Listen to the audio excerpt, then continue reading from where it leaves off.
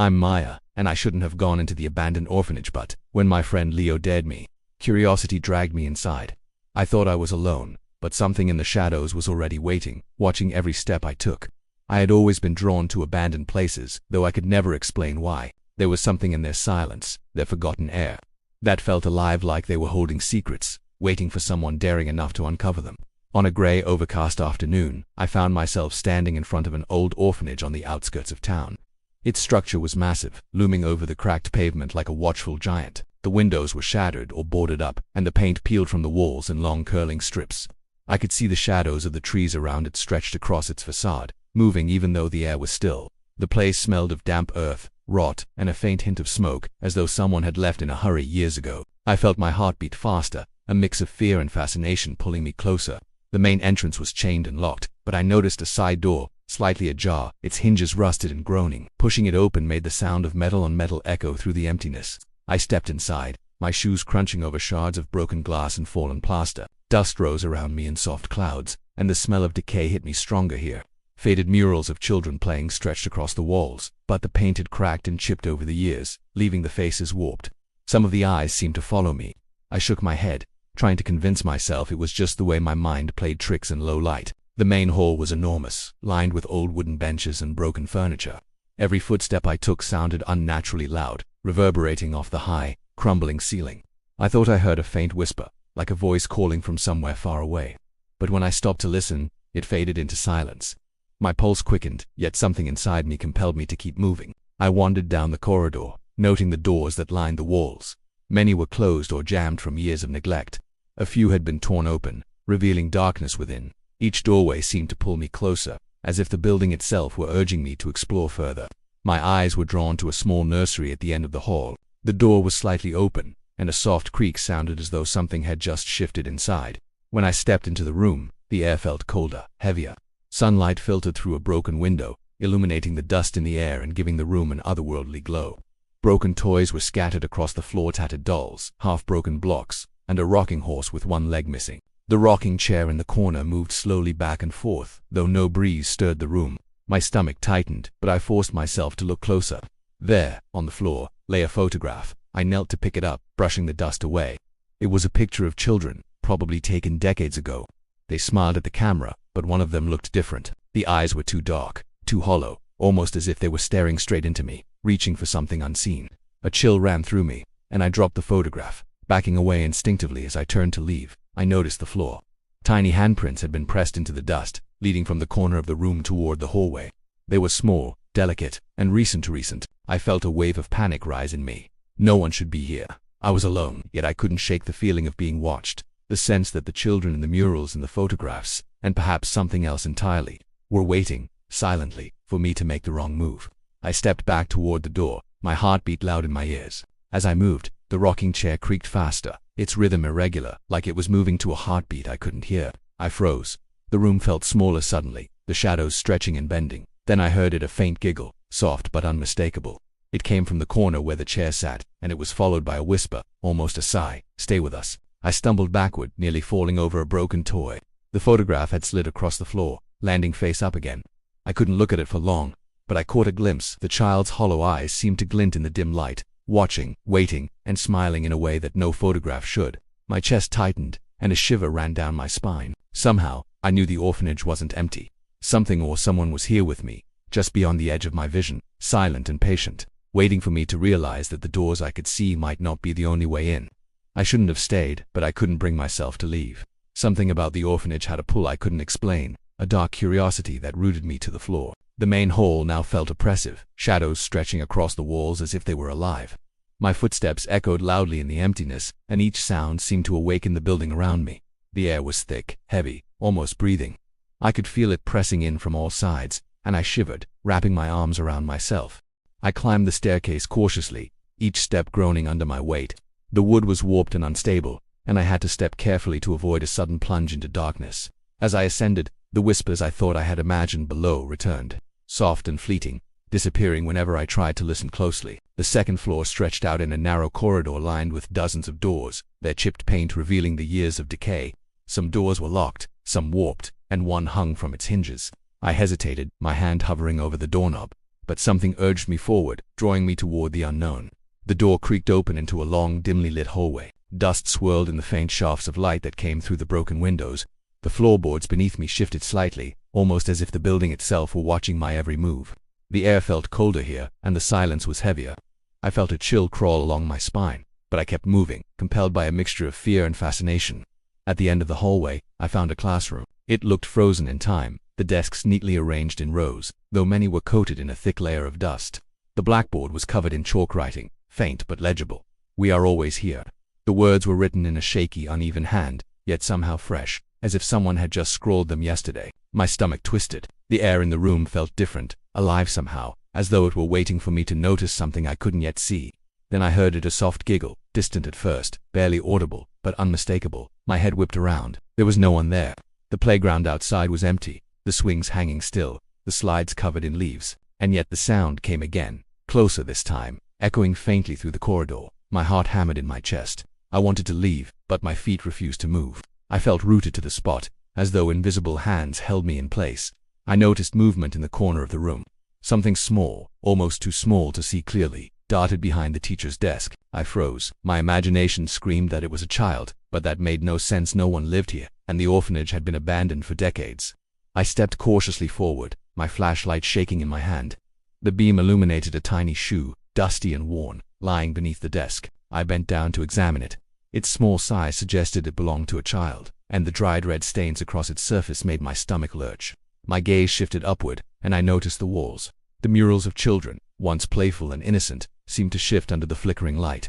Their painted eyes looked sharper now, darker, following me wherever I moved. I told myself it was just shadows, a trick of the dim light. But deep down I knew it wasn't. Something about the way the eyes glinted unnaturally made my skin crawl. I felt a presence behind me.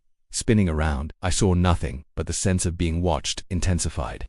The shadows in the corners of the room deepened, stretching toward me like fingers. The giggles grew louder, now accompanied by the soft scratching of nails against wood, circling the room, moving closer with each passing second. I stumbled back toward the door, heart racing. The air seemed heavier, almost viscous, as if it resisted my movement. Just as I reached the threshold, I felt a cold hand brush against my ankle. My scream caught in my throat. I whipped around, but the room was empty. Yet, when I glanced down, the tiny handprints I had seen earlier were no longer confined to the dusty floor. They were climbing up the walls, spreading toward the ceiling as though something unseen had begun to crawl upward. I ran from the classroom, the whispers following me down the hallway, the giggles echoing in my ears. Every door I passed seemed to creak open slightly, as if the building itself were breathing, alive with hidden life. I reached the staircase, heart pounding, and glanced back once more.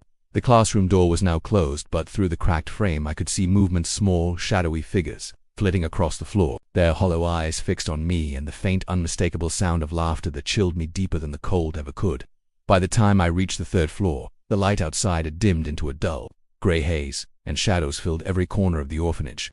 The air was colder here, heavier, and it felt almost wet, clinging to my skin and weighing my movements down. My flashlight flickered intermittently, casting long, jittering shadows that danced across the walls.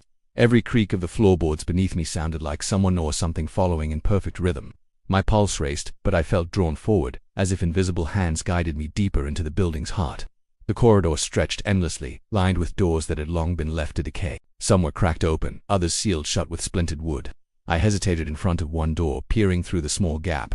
Darkness inside swallowed the light from my flashlight, but I could make out shapes on the floor, small, scattered toys, faded clothing, and what looked like scratches in the dust. My stomach churned. I had the terrible sense that whatever had been here before me had left in a hurry, or perhaps had never left at all. I stepped inside the room. It appeared to be a classroom once, but now it was frozen in time. Desks were overturned, and the blackboard still bore faded chalk marks, letters, numbers, and shapes that had once taught children the basics of reading and counting. But now, in the dim light, the shapes seemed almost sinister, like symbols meant for someone or something else. A soft scratching echoed from the far corner. I turned my head sharply. Shadows clung to the walls, twisting unnaturally as if something moved behind them, just beyond the reach of the light. On the floor I noticed a trail of tiny handprints leading toward the corner. The prints were smeared and chaotic, as though the child or whatever had made them had crawled in a panic. My flashlight beam followed the path until it ended at a small pile of broken toys. There was something about them that made my stomach tighten. The toys weren't just old, they looked like they had been played with recently. Dust covered most of the floor, yet these toys appeared deliberately arranged. almost as if someone or something had set them there to be found. Suddenly a soft giggle echoed behind me, faint but unmistakable. I spun around. The hallway outside was empty. The shadows pressed against the walls, stretching and bending as if breathing. My breath caught. The giggle came again, this time closer, circling around me, and I realized it wasn't a single voice. There were many, overlapping, whispering, laughing, crying softly all at once. My skin crawled, and I forced myself to look away from the blackboard, from the toys, from the walls. I stumbled backward toward the door, but the room seemed to stretch, elongate, the walls warping subtly, as if it had no intention of letting me leave. My flashlight flickered and went out for a brief second, plunging me into complete darkness. When it flickered back on, I saw them small shadowy figures flitting at the edges of my vision. They were quick, almost invisible, their faces twisted into hollow smiles, eyes black and empty. I blinked, and they vanished. Heart hammering, I stumbled toward another door across the room, desperate for escape. My flashlight illuminated something on the wall, a series of drawings, crudely etched in what looked like chalk. They depicted children, all with hollow eyes, reaching upward, mouths open in silent screams. Beneath the drawings, faint letters spelled words that made my blood run cold. They never left. I turned away, only to freeze in horror. One of the shadowy figures stood in the corner, small, hunched, watching me. Its head tilted unnaturally, and it didn't move as I stared. Then it raised a hand slowly, impossibly long fingers pointing at me. The air grew heavier, and I felt a pressure in my chest, like someone or something was squeezing the air from my lungs. I stumbled backward, my flashlight beam swinging wildly, casting flickering shadows across the walls. I fled from the room, the whispering and giggling following me down the hallway. Each door I passed creaked slightly, as if touched by invisible fingers, and the shadows twisted along the walls like living things. I reached the stairs, pausing to catch my breath, and glanced back. In the dim light, I could see them again. Dozens of small flickering figures moving just out of reach, their hollow eyes fixed on me, and the soft chilling sound of laughter that seemed to echo from the very walls themselves. I realized then, with a sudden, suffocating terror, that they had been waiting for me. The orphanage wasn't just abandoned, it was alive, and I was not the first to wander its halls. By the time I reached the basement door, my legs were trembling, and my breath came in short, shallow gasps. I should have turned back, should have run from the orphanage while I still could, but something stronger than fear propelled me forward. I had to know. The door groaned as I pushed it open, revealing a stairwell that descended into darkness. The air smelled of mold, rot, and something far fouler I couldn't name.